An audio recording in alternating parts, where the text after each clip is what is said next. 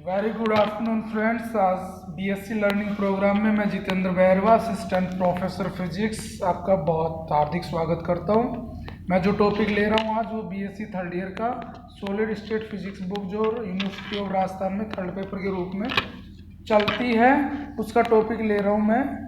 प्रतिकर्षी घातांक का आयनिक क्रिस्टल की संपीड्यता से निर्धारण, मतलब मुझे रो का मान निकालना है। इससे पहले वाले लेक्चर में हमने रो की चर्चा की थी। रो क्या था वहाँ? प्रतिकर्षी घातांक, वो जो बोर्न और मेयर ने दिया था।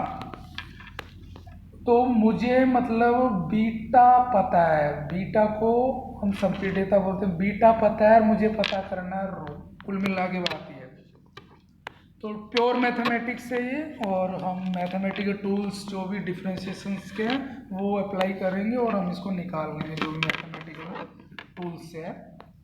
तो संपीड्यता की परिभाषा क्या होगी कि संपीड्यता एक्चुअली क्या होती है कि प्रेशर चेंज की वजह से वॉल्यूम चेंज कितना रहा। जितना ज़्यादा प्रेशर में चेंज है, जितने ज़्यादा वॉल्यूम चेंज आएगा उसकी संपीड्यता उतनी ज़्यादा होगी। जैसे गैस की ज़्यादा होती है उसको संपीडित कर सकते हैं क्योंकि वॉल्यूम चेंज ज़्यादा आता है।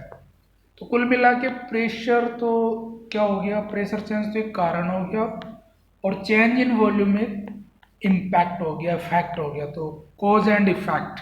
तो कोज किस वजह से, कोज कौन, कोज के जिम्मेदार कौन है कोज के लिए? Change in pressure. और इफेक्ट के लिए कौन जिम्मेदार है? Change in volume. तो इस तरह से इसको मैथमेटिकली ऐसे डिफाइन कर सकते हैं। और स्वाभाविक है कि गैस की कॉम्प्रेसिबिलिटी ज़्यादा होती है। ऊष्मागतिकी का प्रथम नियम लिया हमने, D Q equal to D U plus P D V, ये पहले आपको पता भी है। अब हम इसको संपीड़ित कराएंगे तो उस केस में न्यून ताप पर, चूंकि न्यून ताप पर ये स्टडी कर रहे हैं तो उसमें प्रभाव नगण्य होगा। या यूँ कह दो कि उसको हमने रुद्धोष्म रूप से करवा रहे हैं, ये जो भी काम करवा रहे हैं। तो उस केस में आपकी जो हीट है वो डी क्यू बराबर क्या हो जाएगी? 0। उसमें प्रभाव नगण्य होगा न्यून ताप पर, क्योंकि संपीड़न जो होता है वो न्यून तापों पर होता है। तो डी यू क्या हो जाएगा फिर इससे? Minus P D V. हम D U upon D V क्या लिख सकते हैं? माइनस पी लिख देंगे, डबल डिफ्रेंशिएशन कर देंगे, minus D P upon D V. और इसका जो है तो 1 अपॉन बीटा क्या आ जाएगा? यहाँ से हम मान रखेंगे तो क्या आ जाएगा वो? समीकरण 4 1 अपॉन बीटा के रूप में। मतलब मैं D P upon D V समीकरण 1 और 3 से क्या करूँगा? मैं D P upon D V का मान यहाँ से निकालूंगा समीकरण 1 से, तो माइनस बीटा वी हो जाएगा। यहाँ से मान निकालेंगे ना, तो माइनस बीटा वी। और इस तरह से हमको समीकरण 4 मिल जाएगा। समीकरण 4 क्या हो जाएगा? 1 upon beta is equal to V into D two U upon D V square. अब 4NaCl क्रिस्टल हम जानते हैं आयोनिक क्रिस्टल है, और NaCl के N अणु ले तो स्वाभाविक है N अणु Na सोडियम के होंगे और N अणु किसके होंगे? Cl के। कितने हो गए? अगर मैं Na का आयतन निकालूँ तो अगर लंबाई चौड़ाई ऊंचाई स्मॉल r ले ले तो वॉल्यूम तो इसको क्यूबिक भी मान ले तो r क्यूब हो जाएगा। तो Nr क्यूब तो वॉल्यूम हो जाएगा किसका? सोडियम आयनों का। और Nr क्यूब भी किसका हो जाएगा?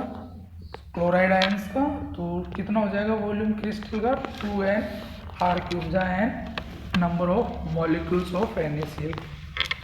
तो वॉल्यूम जो आ जाएगा 2Nr क्यूब। इसका dV अपॉन dr कर लिया, अवकलन कर दिया। फिर नाउ मुझे du अपॉन dV निकालना है, तो मैं इसकी मैथमेटिक्स ऐसे लिख सकता हूँ, फिर du अपॉन dr और dr अपॉन dV को dr कट जाए तो वो भी वही आ जाएगा। एक बार और डिफ्रेंशिएशन कर दिया, मैथमेटिकल टूल यूज कर लिया। तो इसको एक बार इसको कांस्टेंट करेंगे, इसका अवकलन कर देंगे, इसको कांस्टेंट करेंगे, इसका अवकलन कर देंगे। तो इस तरह से हो जाएगा ये। अब मैं dr अपॉन dV, इसको d अपॉन dr और क्या कर दूं मैं? dr/dv लिख सकता हूँ, इस तरह भी लिख सकता हूँ इसको। इस तरह से लिखने के बाद जो मुझे मिलेगा वो समीकरण 5 मिल जाएगा। ये नॉर्मल मैथमेटिक्स है, आप कर सकते हैं बिना किसी दिक्कत के।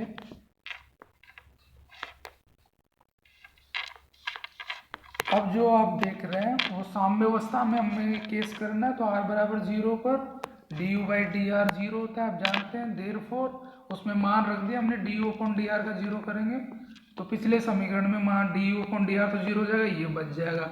r बराबर a पर कर लिया इसको, तो r बराबर a पर कितना हो जाएगा, ये वैल्यू हम निकाल चुके हैं। ये वैल्यू dr/dv के पहले निकाल चुके हैं ना, तो उससे ये हो जाएगा।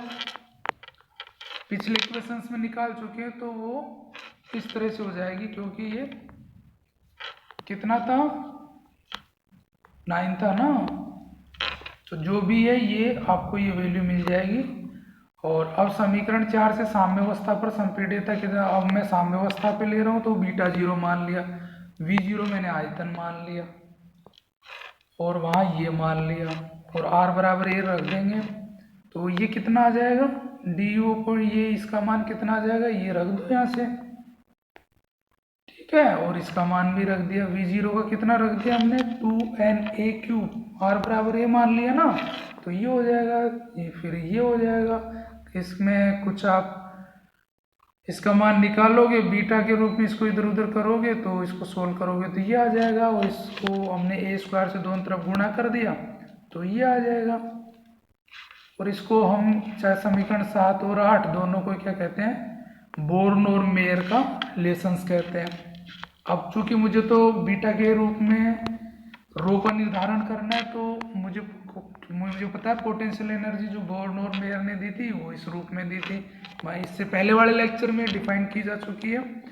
और साम्यावस्था में r बराबर a रख दिया, इसमें ये आ जाएगा। और समीकरण 7 है, इसका यूज कराएं हम और इसका मान रखें तो a/रो -2 = 18a4/k अल्फा β0 e² हो जाएगा। अब अगर हम यहाँ से β0 हमको पता हो, मतलब साम्यावस्था में हमको संपीड्यता पता हो क्रिस्टल की, तो we can find out the repulsive exponent easily. और हमको यू मिनिमम निकालनी है, तो कैसे निकाल सकते हैं यू मिनिमम, हम यू मिनिमम कैसे फाइंड आउट कर सकते हैं, उसमें r बराबर ये रखना है। इस समीकरण में ये जो समीकरण है पोटेंशियल एनर्जी ये पहले निकाली जा चुकी है, अब देखो लास्ट लेक्चर्स देखना उसमें निकाल चुके, तो ये मिनिमम एनर्जी होगी आयोनिक क्रिस्टल की। और इस समीकरण से ये जो समीकरण है इससे हम अगर हमको β0 पता चले जाए, β0 क्या है, इक्विलिब्रियम पोजीशन में क्रिस्टल की कंप्रेसिबिलिटी, अगर ये पता चल जाए तो हम रिपल्सिव एक्सपोनेंट मतलब रो का मान ज्ञात कर सकते हैं। तो ये प्योर मैथमेटिक्स है, आई होप कि आसानी से आप कर लेंगे। मैथमेटिकल टूल केवल डिफ्रेंशिएशन वाली प्रॉपर्टी यूज करनी है, तो आई होप ये आपको हेल्पफुल करेगा। और चूंकि maths perfection in maths is result of practice करो इस मैथ्स की, तो बिना किसी दिक्कत के आप इसको। अच्छा v0 क्यों कह दिया इसको, यहाँ से मान रख दिया, v0 बराबर क्या हो जाएगा 2na³, तो आप वॉल्यूम v0 साम्यावस्था में आयतन के रूप में भी इसको डिफाइन कर सकते हैं। तो आप होप ये प्योर मैथमेटिक्स में समझाने की कोशिश किया, आपको आई होप कि आपको समझ में आएगी और इसको अच्छे से प्रैक्टिस करना है, एग्जाम में आता है। तो थैंक यू फॉर डिस्कशन।